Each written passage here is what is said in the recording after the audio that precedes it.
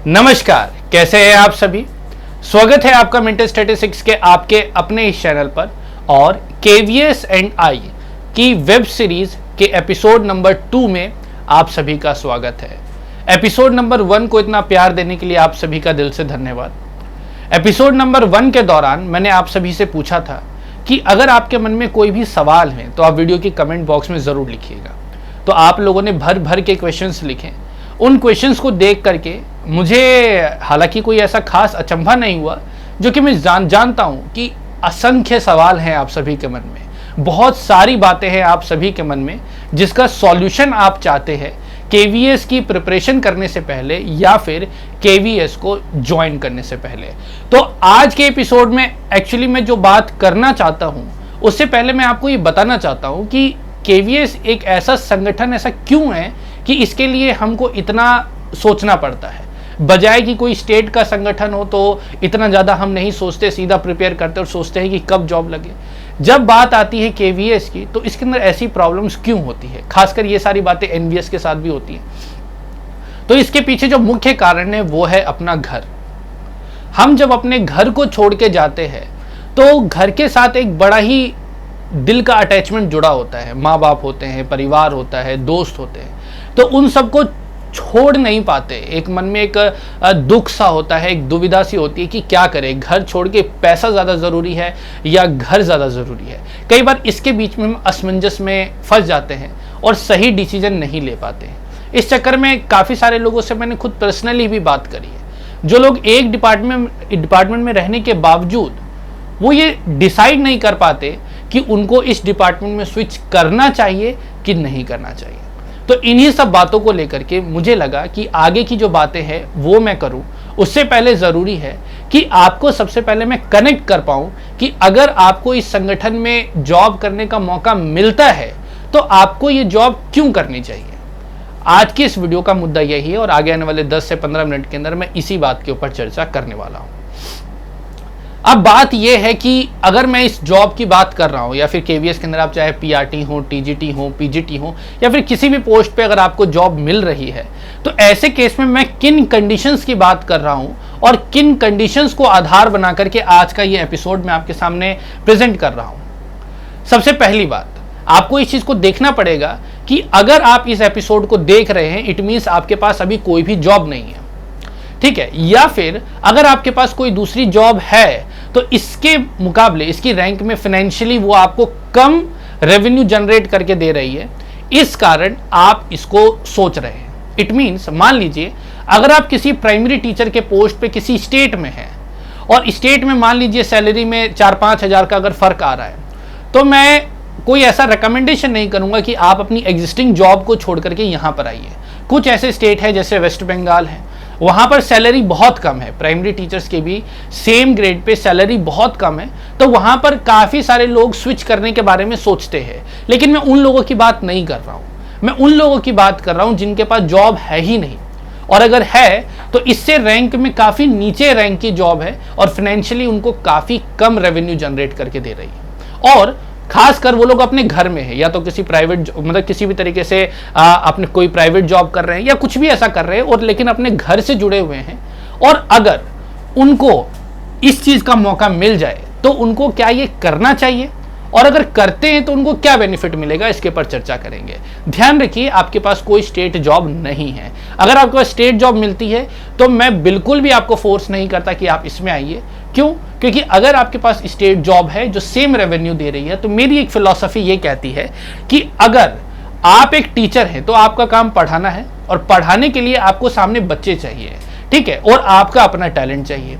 अगर आपके अंदर जज्बा है और एक अच्छा टैलेंट है तो बिल्डिंग चाहे किसी की भी हो, बिल्डिंग के आगे कोई सा भी लोगो लगा हुआ हो, लेकिन अगर एक शिक्षक, अगर एक टीचर अपने आप में काबिल है तो वह अपने सामने बैठे हुए बच्चों को मंत्रमुग्ध कर सकता है, यानी कि वह उसको सही रास्ता दिखा सकता है। तो उसके लिए किसी बैनर की जरूरत नहीं है। तो मैं जब आपके साथ बात करूं तो ध्यान रखिए आपके सामने कोई भी 2 बैनर का कंफ्यूजन नहीं है।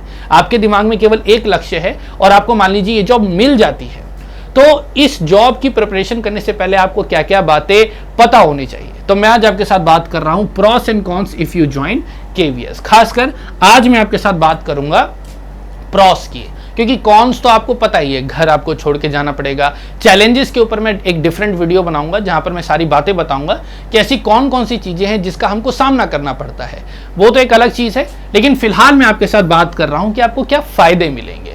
Number 1, financial support. सबसे पहली बात, भारत की आबादी के अंदर देखिए, मैं अपने आप से काफी सारे लोगों को रिलेट करता हूं और मैं ये मानता हूं कि केवीएस में बहुत सारे जो लोग आते हैं, क्योंकि देखिए एक तो घर छोड़ना हर एक के बस की बात होती नहीं है, तो केवीएस में जब लोग आते हैं तो मैंने देखा मेजोरिटी ऑफ संख्या वो लोग होती है जो फाइनेंशियली थोड़ा सा अपने आप को कमजोर मानते हैं, वो लोग आते हैं।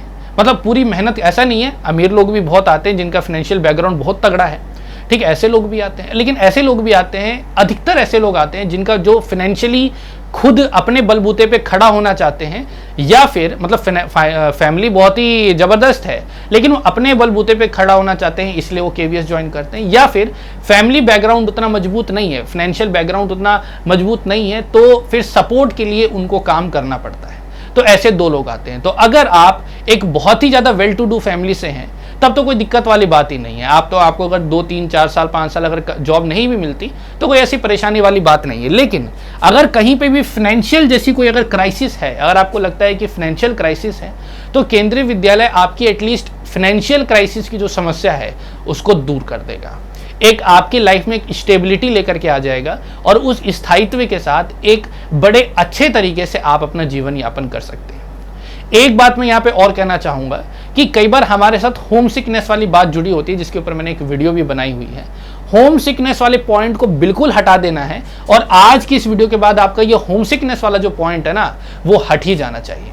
ठीक है, मैं ये जो भी बातें बता रहा हूं इस चीज का ध्यान रखिएगा। मैं ये प्रोस्पेक्ट बता रहा हूं कि आप केवीएस को ज्वाइन तो कर रहे हैं लेकिन जिंदगी भर के लिए ज्वाइन नहीं कर रहे हैं, जिंदगी भर के लिए ज्वाइन नहीं कर रहे हैं। अगर आपको मौका मिलता है और अगर आपको कोई दूसरा ऑप्शन नहीं मिलता तब तो आप केवीएस में रहिए, कोई प्रॉब्लम नहीं है, तो ये आपको सारी चीजें देगा। लेकिन अगर आपको ऐसा लगता है कि अभी आप यंग हैं और अभी रिसेंटली अगर एकदम जल्दी में अगर कोई आपको जॉब चाहिए और वहां से आप कुछ सीखे ताकि वो फ्यूचर में आपको बेनिफिट दे, तो ऐसी स्थिति में केवीएस आपके लिए बहुत बेहतरीन ऑप्शन है। फाइनेंशियल सपोर्ट देगा, यानी कि आप किसी भी चीज़ के लिए अपने माँ बाप या फिर किसी भी थर्ड पर्सन पर आश्रित नहीं रहेंगे। आप अपनी पढ़ाई, आपका जो टीचिंग एड्स है या फिर आपकी जो लर्निंग बुक्स हैं, मटेरियल्स है, महंगी से महंगी चीज़ें आप अपने लिए खरीद सकते हैं और बड़े से बड़ा पढ़ाई का जो आपका सपना जो अधूरा रह गया था उसको आप पूरा कर सकते हैं। दूसरा है नॉलेज। जब आप घर से बाहर जाते हैं तो सिंपल सी बात है कि एक कुएं का मेंढक और जो बाहर मेंढक घूम रहा है, दोनों में अंतर है। तो आप जब अपने घर से बाहर कदम रखते हैं, क्योंकि घर में माँ बाप का आश्रय होता है, माँ बाप का साया होता है, तो हर एक चीज माँ बाप सुरक्षित करके रखते हैं, हमको एक सुरक्षित माहौल दे करके रखते हैं। पहली बार जब आप केवीएस में जाते हैं तो एकदम से इस पूरी अनजान दुनिया के सामने एक्सपोज होते हैं। तो वहां पर जब जाते हैं तो बहुत सारी चुनौतियां और बहुत सारे चैलेंजेस का आप सामना करते हैं, जो कि शुरू में आपको बहुत ही ज्यादा परेशान करती है। लेकिन मेरी बात मानिए, और अगर आप किसी भी केवीएस के एम्प्लॉय को जानते हैं तो उससे आप बात कीजिए। ये नहीं कि 2-3 महीने जो जुड़ा है उससे, जिसने कम से कम 1 से 2 साल काम किया है, आप उससे बात कीजिए। वो एक चीज जरूर बोलेगा कि मेरा मन तो नहीं लगता केवीएस में, लेकिन मेरे को सीखने को बहुत कुछ मिला है, मैं अपने पैरों पे खड़ा हो गया हूं या फिर खड़ी हो गई हूं। तो एक ज्ञान के विस्तार के रूप में भी आपको बहुत चीज़ मिलेगा, क्योंकि केवीएस से आप अलग अलग जगह घूमेंगे तो अलग अलग लोगों से आप बातें करेंगे, अलग अलग चीज़ें आपको देखने को मिलेंगी। पढ़ाई में वहाँ पे थोड़ा सा प्रेशर ज़्यादा होता है तो काफ़ी चीज़ों के ऊपर आप रिसर्च करेंगे, तो कहीं ना कहीं आपकी नॉलेज बढ़ेगी वहाँ पर। ठीक है, तीसरा है एक्सपोजर। एक्सपोजर तो आपको यहाँ पर बहुत ही औसम मिलने वाला है, क्योंकि सिंपल सी बात है कि अगर आप मान लीजिए किसी नियर बाई स्टेट में अगर आपका सिलेक्शन हो जाता है तो अलग बात है, लेकिन अधिकतर ऐसा होता है कि दूर दराज के स्टेट में ही सिलेक्शन होता है। तो वहां पर आप जाते हैं तो एक नया कल्चर, नई भाषा, चलिए वहां तो जो रहा सा वहां पर मिला ही मिला। लेकिन उसके बाद क्या होता है, क्लस्टर लेवल प्रोग्राम होते हैं, रीजनल लेवल प्रोग्राम होते हैं, नेशनल प्रोग्राम होते हैं, आपकी ट्रेनिंग्स होती हैं, एक स्टेट से दूसरे स्टेट जाना पड़ता है। तो कहीं ना कहीं आप पूरे इंडिया का एक चक्कर मारते हैं और काफ़ी सारी चीज़ें सीखते हैं। तो एक ये बड़ा अच्छा फायदा है जब ये सारी चीजें करके आप वापस अपने घर पर आते हैं ना, यानी कि जब आप जॉब छोड़ के या फिर कहीं दूसरी जगह काम करते हैं, 4-5 साल काम कर लिया, फिर जब अपने घर आते हैं तो आपको ऐसा लगता है कि आपने बहुत कुछ पाया है, बहुत कुछ जाना है, जो चीज आपको पहले नहीं पता थी, और शायद अगर ये पास ये जॉब नहीं होती तो शायद वो आपको पता भी नहीं चलती। एक आता है पर्सनालिटी डेवलपमेंट। एक ये बड़ा इंपॉर्टेंट पॉइंट है, पर्सनालिटी डेवलपमेंट क्यों? और पर्सनालिटी डेवलपमेंट का मेरा सीधा सीधा मकसद जो है सूट बूट से नहीं है।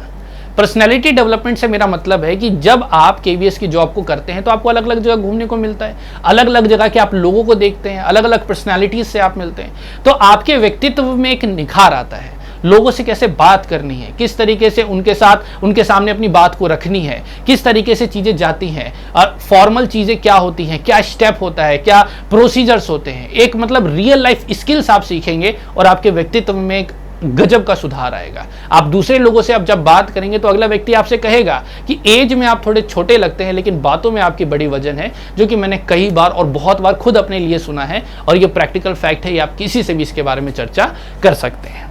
अब बात आता है कॉन्टैक्ट्स। आज की डेट में अगर देखा जाए तो मुझे नहीं लगता कि कोई भी ऐसा भारत का स्टेट रह रहा होगा जहां पर मेरा कॉन्टैक्ट ना हो, या फिर जिनको मैं मेंटल स्टैटिस्टिक्स की वजह से लोग तो भारत के हर एक कोने से मुझको जानते हैं, लेकिन इसके विपरीत मैं भी शायद ही भारत का कोई एक ऐसा स्टेट होगा जहां पर मैं किसी व्यक्ति को ना जानता हूं। कोई ना कोई एक आधा कॉन्टैक्ट तो मेरा निकल ही जाएगा जो कि मेरे पूरे के पूरे भारतवर्ष में है।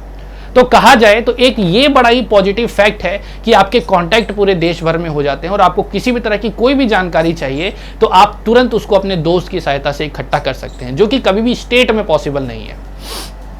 फिर आता है कम्युनिकेशन, जो कि मैंने पर्सनैलिटी के अंदर थोड़ा सा एक्सप्लेन किया। बात करने का तरीका, किस तरीके से बात करनी है, अलग अलग भाषाओं का ज्ञान होगा, अलग अलग कल्चर का ज्ञान होगा, तो आपकी जो कम्युनिकेशन होगी, आपकी जो संप्रेषण की जो स्किल्स होंगी, उसके अंदर ऐसे ऐसे शब्द आएंगे, आपके अनुभव जब इंक्लूड होंगे। कहते हैं ना कि बात तो कोई भी कहता है, लेकिन बातों के अंदर जब नैरेटिव्स होते हैं, बातों के अंदर जब एक्सपीरियंस होते हैं, खासकर रियल लाइफ एक्सपीरियंसेस होते हैं, तो बातों का वजन बढ़ जाता है। तो वो बातों के अंदर जो वजन जो बढ़ाने का काम है वो केवीएस के अंदर रह करके जो आपको चैलेंजेस का जो आप सामना करेंगे वो बातों के अंदर वजन बढ़ाने का काम करने वाली है। और अंत में है अडेप्टिबिलिटी। ये आप केंद्रीय विद्यालय के किसी भी इंप्लॉय से पूछ सकते हैं कि क्या वो अडेप्टेबल है, तो वो कहेंगे हाँ।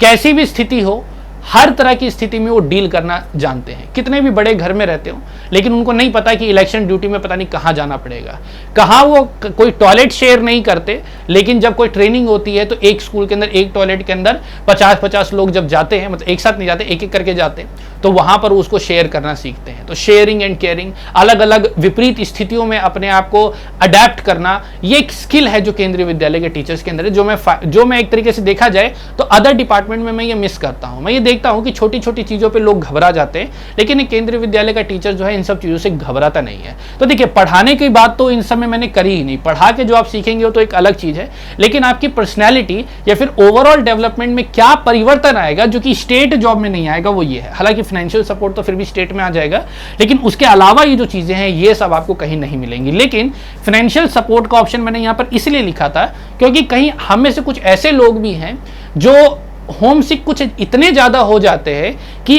सामने जॉब रहती है लेकिन फिर भी उसको ज्वाइन नहीं करते, क्योंकि उनको लगता है कि घर छोड़ना पड़ेगा। तो अगर वो जॉब को ज्वाइन नहीं करते, इट मींस फाइनेंस कहीं ना कहीं तरीके से कम हो गया। तो मैं यही कहना चाहता हूं कि अगर आप शुरुआती दौर में हैं, अगर आप यंग हैं और कुछ सीखना चाहते हैं और फिलहाल आपके सामने कोई ऑप्शन नहीं है, और अगर आपके सामने इसका ऑप्शन मिलता है तो आपको देखिए, जॉब तो आपको मिलेगी ही, लेकिन जॉब के साथ जो आपको चीजें मिलने वाली है वो सच में आपकी जिंदगी बदल देगी। मैं आपके सामने एक लाइव उदाहरण हूं और आप भी अगले वो व्यक्ति बन सकते हैं जिसने अपने व्यक्तित्व में इतना परिवर्तन किया हो और आगे अपने जीवन में सफल हुए हो। तो एपिसोड 2 में इतनी ही मेरे को बात करनी थी। इसके अंदर आगे आने वाले एपिसोड्स के अंदर मैं चैलेंजेस और केवीएस की जो खास परिस्थितियां हैं उनके बारे में चर्चा करूंगा, जो आपकी ज्ञान में वर्धन करेंगे और साथ ही साथ केवीएस के लिए आपको बिल्कुल शुरू से तैयार करेंगे। तो फिलहाल इस वीडियो का सबसे बेस्ट पार्ट आपको कौन सा लगा, वीडियो के कमेंट बॉक्स में जरूर बताइएगा। बाकी इस वीडियो से संबंधित अगर आपकी कोई भी सवाल है तो आप कमेंट बॉक्स में जरूर बताइएगा। आपके सवाल, आपके कमेंट्स बहुत मायने रखते हैं और आपके कमेंट से ही मुझे आइडिया मिलता है और मुझे मोटिवेशन मिलता है कि अगली चीज क्या करी जाए। तो फिलहाल अभी के लिए इतना ही, मिलेंगे अगली वीडियो में, तब तक के लिए धन्यवाद। जय हिंद, जय भारत।